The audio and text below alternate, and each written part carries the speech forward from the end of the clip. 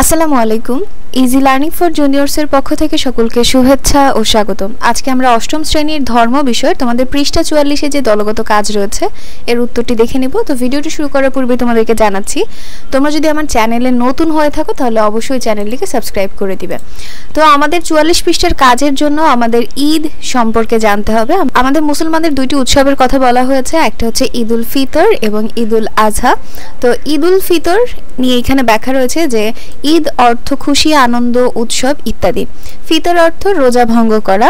ঈদ উল ফিতরের আবিধানিক অর্থ রোজা ভঙ্গ করার উৎসব। শাওয়াল মাসের প্রথম দিন ঈদ উল ফিতর উদযাপন করা হয়। এক মাস সাওম পালন করার পুরস্কার স্বরূপ আল্লাহ তাআলা শাওয়াল মাসের প্রথম দিনকে রোজাদারের জন্য আনন্দ উদযাপন করার দিন হিসেবে নির্ধারণ করেছেন। মহানবী সাল্লাল্লাহু আলাইহি ওয়াসাল্লাম হিজরতের পর মদিনায় এসে মদিনাবাসীদের নির্দিষ্ট 2 দিন আনন্দ উৎসব ও খেলাধুলা করতে দেখলেন। মহানবী সাল্লাল্লাহু আলাইহি ওয়াসাল্লাম জিজ্ঞেস করলেন, এ 2 দিন কিসের? তারা বলল, আমরা জাহিলির যুগে এই 2 দিন আনন্দ উৎসব ও খেলাধুলা করতাম। তখন মহানবী সাল্লাল্লাহু আলাইহি ওয়াসাল্লাম বললেন, নিশ্চয়ই আল্লাহ তাআলা এই 2 দিনের পরিবর্তে তোমাদের জন্য এর চেয়ে শ্রেষ্ঠ 2টি দিন দান করেছেন, আর তা হলো ঈদ উল আজহা আর ঈদ উল ফিতর, যা ব্যাখ্যা রয়েছে আবু দাউদে। তো ঈদ উল ফিতর কি বা এর অর্থগুলো কি সেটা আমাদের জানা হয়ে গেল। এখন আমরা আমাদের দলগত কাজে চলে আসি।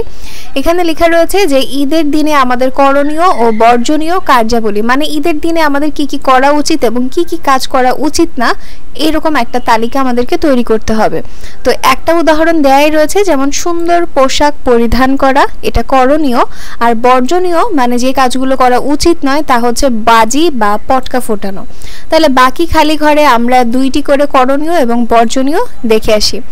আমাদের এখানে প্রথমটা তো দেখা হয়েই গেছে। পরে রয়েছে করণীয়র মধ্যে অসহায় ও গরিবদের সামর্থ্য অনুযায়ী দান করা এবং ঈদগাহে ঈদের সালাত আদায় করা।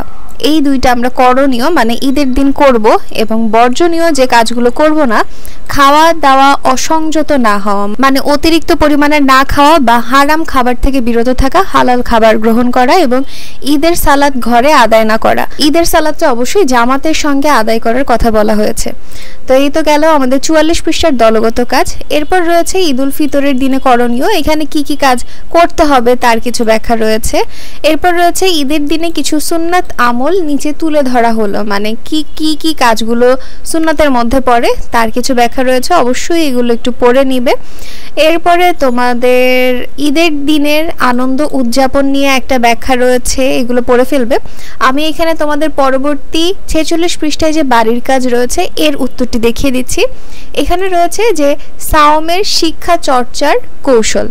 সাওমের শিক্ষা বা তাৎপর্য তোমার বাস্তব জীবনে বা দৈনন্দিন কাজে কিভাবে অনুশীলন বা চর্চা করবে তার একটি কর্ম পরিকল্পনা প্রণয়ন করো। মানে রোজার শিক্ষা চর্চা করার জন্য একটা তালিকা তৈরি করতে বলেছে, যে আমরা কিভাবে সাওমের শিক্ষাটা, মানে রোজা থেকে যে শিক্ষাটা পাচ্ছি সেটা আমাদের প্রত্যেক দিনের জীবনে কিভাবে অনুশীলন করব তার একটা তালিকা। যেমন সাওম থেকে আমরা শিক্ষা পাই ভ্রাতৃত্ববোধ, আর এইটাকে আমরা যেভাবে চর্চা করব তা হচ্ছে অভাবী ব্যক্তিকে সাহায্য করব, এভাবে আমরা চর্চা করতে পারি। আর চর্চা যদি করা হয়ে থাকে তাহলে টিক চিহ্ন দিব এবং অভিভাবকের যে মন্তব্যটা সেটা এই বক্সে লিখে দিব। তো এরকম ভাবে সাওম থেকে প্রাপ্ত আরো কিছু শিক্ষা আমরা এই বক্সে লিখব এবং সেগুলো আমরা যেভাবে চর্চা করব তা এই বক্সে, চর্চা করা হলে টিক মার্ক দিব আর অভিভাবকের মন্তব্য এই বক্সে নিব। তাহলে চলো এইখানে যে বাড়ির কাজটি রয়েছে এর উত্তরটি আমরা দেখে আসি। আমাদের ফার্স্টেই রয়েছিল ভ্রাতৃত্ববোধ, আর এটা তো আমরা দেখে নিয়েছি। তো অভিভাবকের মন্তব্য হচ্ছে চর্চা করেছে, তো আমরা টিক চিহ্ন দিয়ে দিলাম। এরপর রয়েছে যে আত্মশুদ্ধি, আর যেভাবে চর্চা করব তা হচ্ছে কৃত পাপের জন্য অনুতপ্ত হব এবং পাপ কাজ থেকে বিরত থাকব, মানে আগে করা পাপ কাজ থেকে আমরা প্রায়শ্চিত্ত করব আর মাফ চাইবো আল্লাহর কাছে এবং পাপ কাজ থেকে নিজেদেরকে দূরে রাখবো।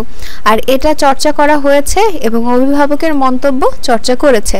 এরপর রয়েছে তাকওয়া অর্জন, আর যেভাবে এই কাজটি করব তা হচ্ছে সকল ধরনের মন্দ ও খারাপ কাজ থেকে বিরত থাকব, এই কাজটি চর্চা করা হয়েছে তাই টিক দিলাম এবং অভিভাবকের মন্তব্য। এরপর রয়েছে আত্মনিয়ন্ত্রণ, আর এই কাজটি যেভাবে করব তা হচ্ছে নফসের ধারণা ও কুপ্রবৃত্তি থেকে বেঁচে থাকব, আর এইটাও করা হয়েছে এবং অভিভাবকের মন্তব্য যে চর্চা করেছে। লাস্টে দেয়া রয়েছে যে ধৈর্যের শিক্ষা, এটা যেইভাবে করব তা হচ্ছে ক্ষুধা, কষ্ট, সুখ, দুঃখ, বিপদে আপদে ধৈর্য ধারণ করব। আর এটাও হচ্ছে করা হয়েছে, তাই এটা অভিভাবকের মন্তব্য চর্চা করেছে। তো একইভাবে তোমরা সাম থেকে প্রাপ্ত শিক্ষাগুলো এভাবে লিখে যেভাবে চর্চা করবে তা নিয়ে একটা তালিকা তৈরি করে ফেলতে পারো। তো এইটাই হচ্ছে তোমাদের 46 পৃষ্ঠার বাড়ির কাজ। পরবর্তী ভিডিওতে জাকাত নিয়ে যে বাড়ির কাজ রয়েছে বা যে দলগত কাজ, একক কাজ রয়েছে, প্রত্যেকটির উত্তর দেখিয়ে দিব। তো আজকের ভিডিওটি এই পর্যন্তই। ভিডিও যদি তোমাদের কাছে ভালো লেগে থাকে তাহলে অবশ্যই সাবস্ক্রাইব করে দিবে এবং পাশে থাকা বেল আইকন বাটনটি প্রেস করে দিবে।